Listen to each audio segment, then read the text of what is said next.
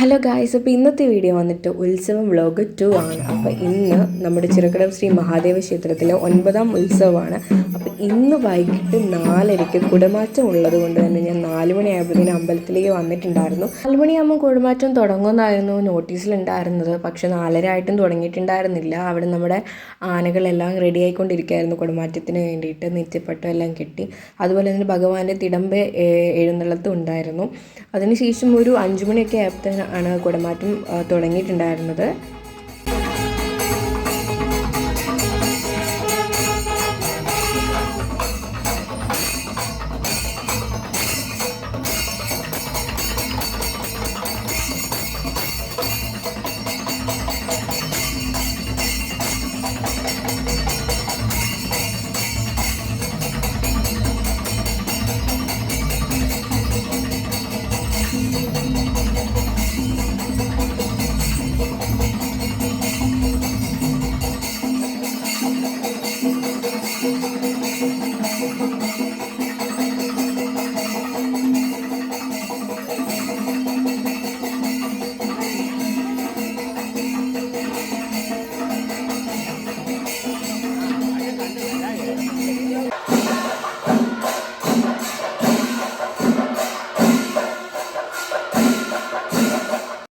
ആനകളായിരുന്നു നമ്മുടെ കുടമാറ്റത്തിന് വേണ്ടി അണിനിരന്നിട്ടുണ്ടായിരുന്നത്. ഏറ്റവും പ്രധാനമായിട്ട് നമ്മുടെ ഗുരുവായൂർ ഇന്ദ്രസനായിരുന്നു നമ്മുടെ ഭഗവാന്റെ തിടമ്പ് ഏറ്റുകൊണ്ട് നിന്നിരുന്നത്.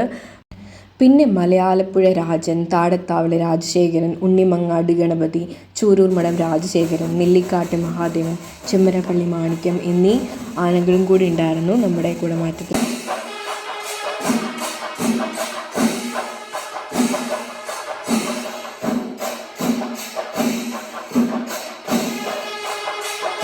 കുടമാറ്റം തുടങ്ങിയ സമയത്ത് അവർ സാവധാനമായിരുന്നു കുടകളെല്ലാം മാറ്റിയിട്ടുണ്ടായിരുന്നത്. പിന്നെ ഒരു 6:30 ശേഷം ദീപാരാധനയ്ക്ക് മുന്നേ കുടമാറ്റം തീർക്കേണ്ടതുകൊണ്ട് അവർ അവസാനമായപ്പോഴത്തേനും പെട്ടെന്ന് കുടകൾ മാറ്റാൻ വേണ്ടിയിട്ട് തുടങ്ങിയിരുന്നു.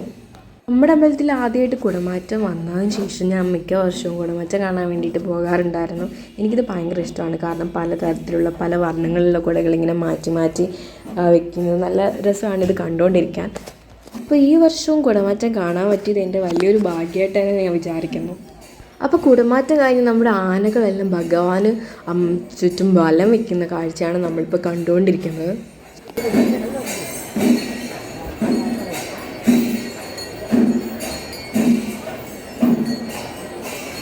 അങ്ങനെ കുടമാറ്റമൊക്കെ കണ്ടതിന് ശേഷം ഞാൻ ഭഗവാനും തൊഴാൻ വേണ്ടിയിട്ട് പോയിരുന്നു. നല്ല തിരക്കായിരുന്നു. അപ്പോൾ അകത്തൊന്നും കയറി തൊഴ നടക്കില്ല. അതുകൊണ്ട് തന്നെ ഞാൻ കൊടിമരച്ചോട്ടിൽ പ്രാർത്ഥിച്ചിട്ടിങ്ങ് പോന്നു. അപ്പോൾ നോക്കിയപ്പോൾ 2 ആനകൾ അവിടെ തന്നെ നിൽപ്പുണ്ടായിരുന്നു. അങ്ങനെ അവരുടെ അടുത്ത് പോയിട്ട് കുറച്ച് വീഡിയോ ഒക്കെ എടുത്തിട്ടങ്ങ് പോന്നു.